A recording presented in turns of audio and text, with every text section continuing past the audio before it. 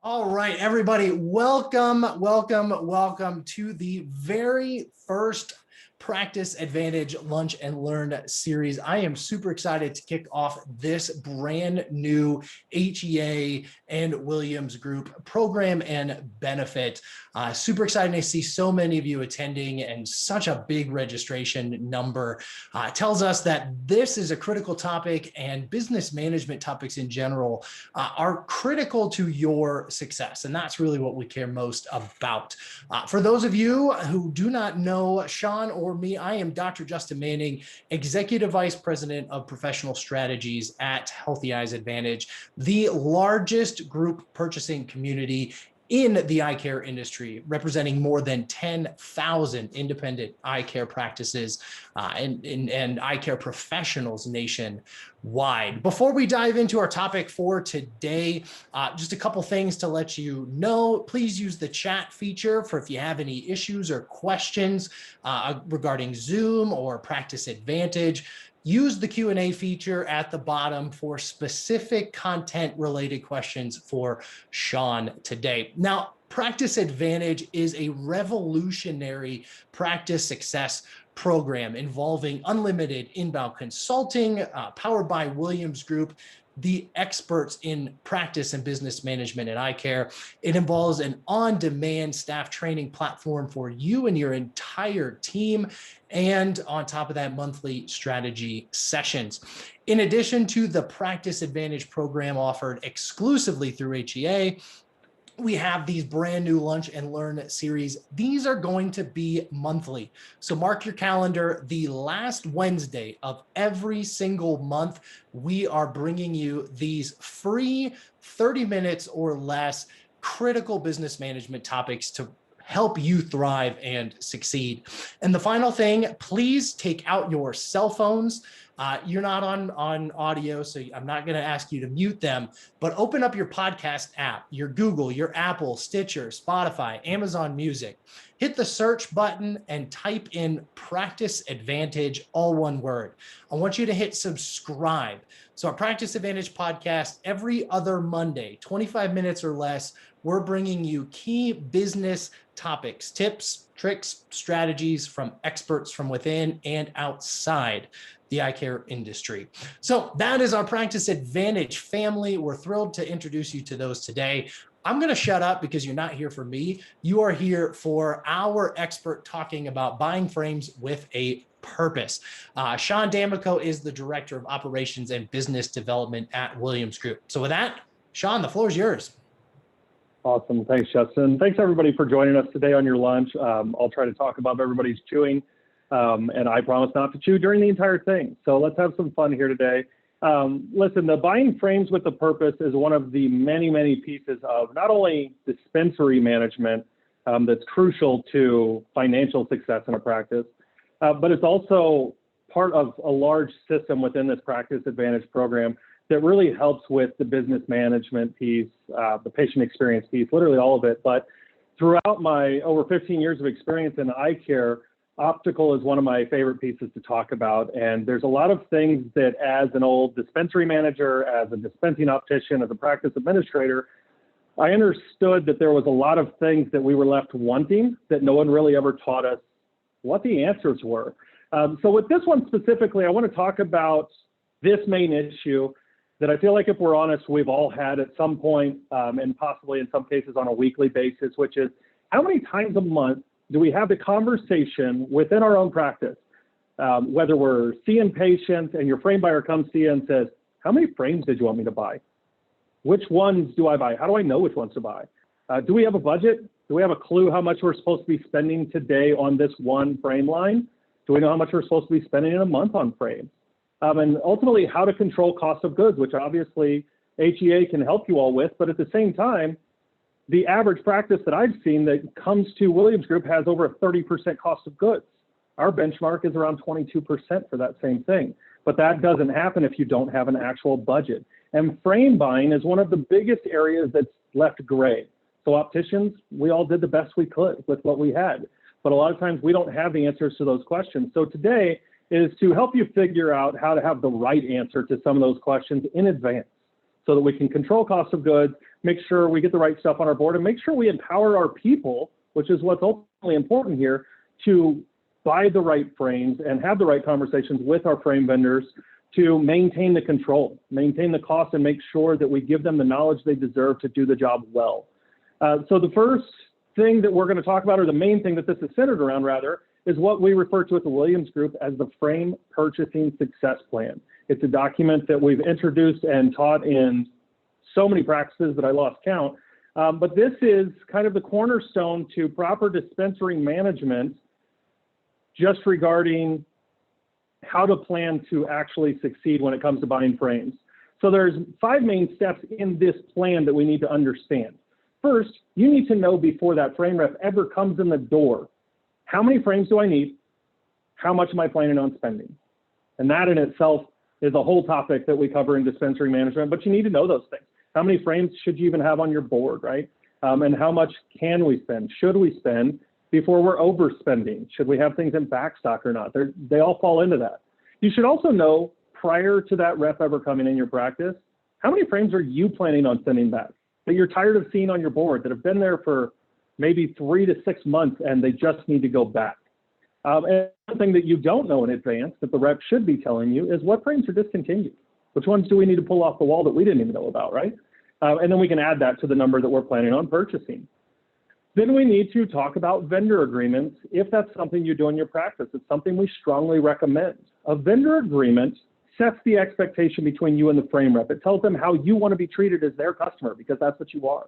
But we're not always treated in that way, right? So if we're going to set the proper expectation, we should be able to define with our reps how often I expect to see you, if I'm going to accept back order frames or not, what I consider aging, what warranties are you going to offer on your frames, all of these things, so that the rep knows what we expect of them, so it can be a successful relationship back and forth.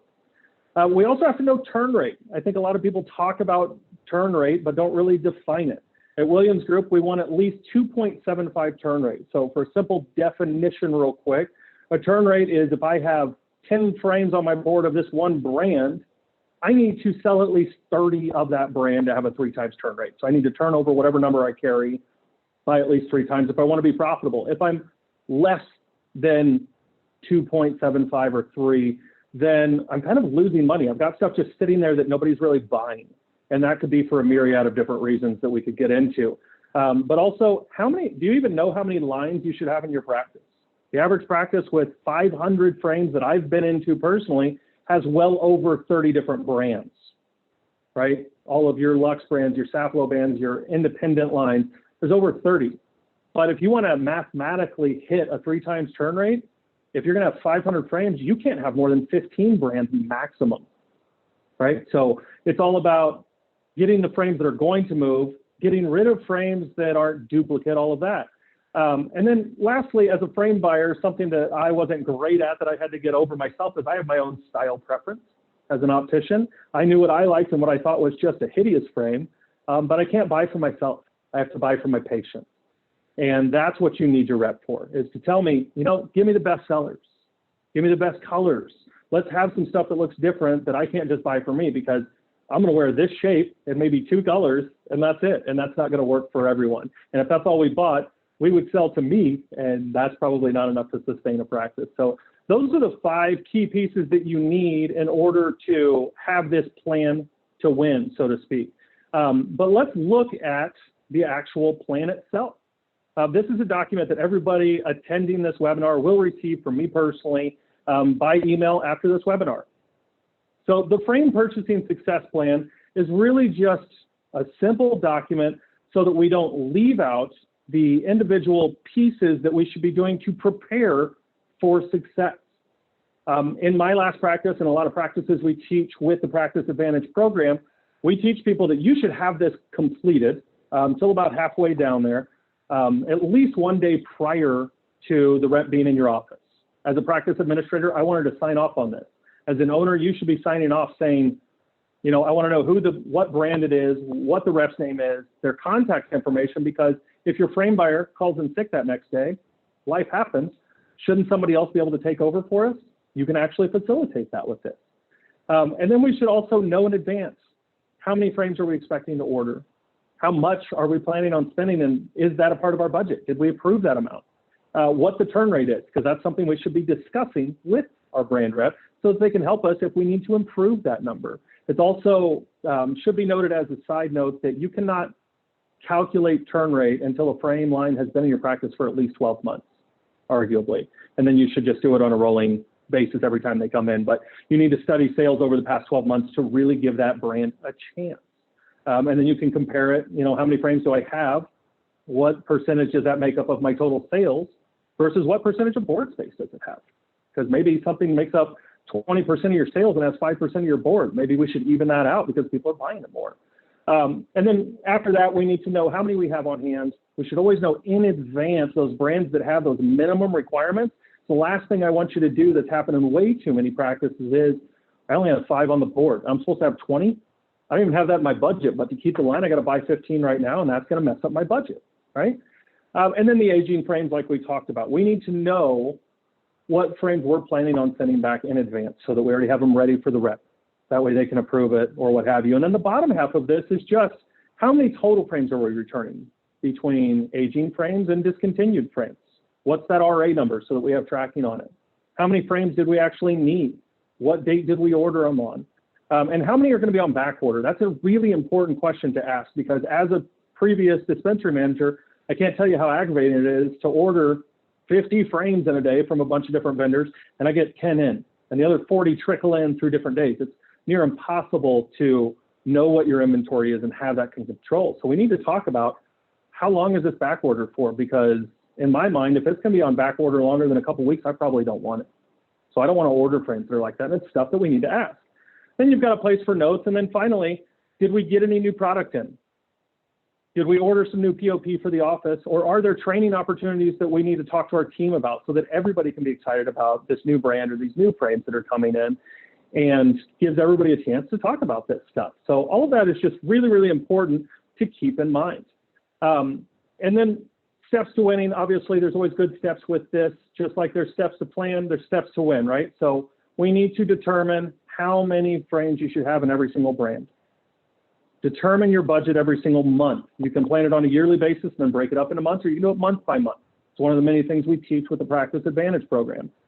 Complete the frame purchasing success plan at least one day prior to the rep coming in. So we know how much we're going to spend, what we're getting, what we're expecting. Review it with the rep. Sit down with this piece of paper and say, here's what I got for you.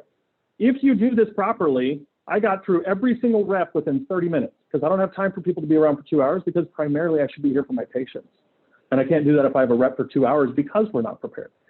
And then finally, utilizing your vendor agreement, utilizing some different spreadsheets, whether you want to do it on your own or you want to do it with the tools that we provide as part of the PracticeAdvantage program. We need to be tracking credits and returns, back orders, all of that, because when you get that statement at the end of the month, you need to make sure it lines up with all the invoices you got and that you're not missing credits. Because on the back end side for financial, when we're paying bills, we don't want to overpay. But in some cases, you have to call your frame vendors and say, hey, I was supposed to have this credit, it didn't show on my bill, and it processed sometime in between them putting that in the mail, and you might have overspent. And that's money that can go towards payroll, keeping the doors open, paying other people more money, buying equipment, whatever it is, right? So we don't want to wait on them to cut us a credit check because that's very rarely going to happen. So those 5 pieces are really, really important to take that plan and then make yourself successful. So it's all about preparation and knowing the right information. And with the frame purchasing success plan, you should have all of those pieces. And together with that, with the right accountability, you can get this done and you can drastically reduce the amount going out the door every single month. You can change your dispensary, whether it's the brands you have, how many you have, change what your patients see. And all of that is going to lead to so much more success. And guess what? Everybody on this call needs to understand that as a business, any money we save on this budget goes right towards our bottom line because we're already spending it. So figure it out. If you've been spending 10% of your receipts in a month, what would an extra 3% look like to you? It's a lot of different money. And over a year, that can really, really add up to tens of thousands of dollars in some cases. So that is the frame purchasing success plan. That is how to very quickly in this short amount of time walk you through the basics behind how to buy frames with a purpose. But I wanted to make sure we left enough time for some questions and answers. If we don't get to all of them today, I will email everyone individually with whatever questions we don't address and make sure that everybody gets their questions answered to the best of our ability, whether that's on this specifically or anything else as a part of that. There's some email addresses on the screen as well, or where you can find out more information on PracticeAdvantage specifically. But I'm going to turn this back over to Justin, who's going to answer through or question through any of the questions you guys put in. So if you have questions, go ahead and use that Q&A section now, and we'll get these answered. Fantastic. Sean, man, my head has exploded with those key steps to winning and key steps to planning. Is those two pieces. Winning is, I think, what we obviously all. I don't know if there's anybody on this webinar. And feel free. Well, don't put it in the chat. But if you don't want to win, then you probably aren't. You wouldn't sign up for this anyway. So let's face it. You want to win in practice. Because at HEA, at Williams Group, I know we both believe that winning in practice means winning for patients, and winning in business means winning for patients. And with these steps to plan and these steps to win, I think our audience will leave with really critical tools that they can use to be successful in practice. So let's dive into the questions. As Sean said, please use the Q&A feature if you have questions for our specific, for our content today. First question, Sean, are we including spec lenses and contact lenses in that recommended 22% cost of goods? Great question. We absolutely are. You should have a budget for each of those, but our benchmark, one of the many financial benchmarks that we teach in the PracticeAdvantage program is specifically that you should be spending somewhere around 22% of your total receipts on cost of goods. And if you're spending more than that, there's a lot of different reasons why that could be north of that number. Frames is only one of them. Contact lenses is notoriously the highest that I see, and that could be for a number of different reasons that obviously we don't have time to get into today. But so for your frames, your ophthalmic lenses, and your contact lenses, 22% is our threshold, or benchmark rather, sorry. Perfect. Good question. Next question, actually a question asked by two different individuals. Can you explain one more time calculating the turn rate? And then the other question tied to a specific EHR platform, practice management platform. Perhaps just speak to, again, calculating it, and how to leverage your EHR, whether it's CompuLink per this individual's question, sure, or one of the other major platforms. Yeah, of course. So two really important questions. The first one, when we're talking about that specifically, turn rate is, I think, overcomplicated a lot. Let's just call an even number a 3 times turn rate. That just means that if you carry one Ray-Ban in your practice, right? You carry one Ray-Ban. To make sense financially as a business for that frame to be on your board, you need to sell at least 3 in a year, right? So now let's magnify that. If you have 10 frames if you carry 10 Ray-Bans, 10 coats, whatever brand you want, I don't care. If you carry 10 of those frames, I don't need you to sell each frame 3 times in a year. That would be nice. It's just not usually likely. But what I do need is for Ray-Ban to make sense in my practice, for any brand to make sense, I need to triple my investment on my board space. So if I carry 10, I need to sell at least 30 of those in a 12-month period, or we need to reevaluate that brand relationship. So I hope that answers turn rate. But like I said, there's an email address on here if you have specific questions to it. I'm not being as clear as I can because I know we're limited on time here. So the other question is leveraging your EHR. EHRs can only go so far. One thing that I see missed a lot in practices is a proper inventory count. Nobody's going to want to hear this that does this job, and I promise you I've done it before myself. You should be doing a quarterly hand count of your entire inventory to make sure it matches up with what's in your EHR. We have a lot of different programs, tools, and tricks at the Williams Group that you have to input data into. But if you really want to track all of this, it's going to take some hand calculating to make sure what's in your system matches what's actually on your boards, including any of that nasty backstock that nobody wants to tell me about when I go into their office, but I inevitably find in a drawer or in a cabinet hidden somewhere where there's an extra 20, 50 frames. So yeah, it's important to make sure the numbers are accurate, but you should also be giving that information to your accountant on a quarterly basis anyway, because they want to know how many do you have and what's that wholesale value. And almost every single practice I know gives some random estimation that they have no clue why they're giving that number, but it's what they've always done. And it's not actually accurate. So yeah, it is making sure those numbers are correct in your EHR and balancing them with some other tools for sure. Great questions. So let's talk inventory. I think is a great tie into our next question. Is there a simple formula for calculating how much inventory a practice should have in relation to sales, value of inventory versus gross sales? Yeah, so there's a few different ways to do it. I think there's a lot of different ways. There's some really rudimentary ways without getting into too much of the consulting side that we do because it is practice specific. So I can give you a generic one, which is you can take however many frames you sold last year, or if you believe that 2020 was a misnomer, use 2019 number, I don't care. However many frames you sold, if you divide that by 3, which is our turn rate, that's how many you can have on your board. Or you need to get a lot better at selling frames. There's a lot more complex ways to do this based on how many exams you did in a year and what your capture rate should be, right? So if you saw 100 exams and you want a 70% capture rate, I can reverse engineer all of that for you. But I think the easiest, without getting into individual practice specifics, is look at how many frames you sold and divide it by 3. You shouldn't have more than that on your boards because you're not selling any more than that, unless you've got some plans to change that, which goes into sales semantics and how we talk about frames and all of these things.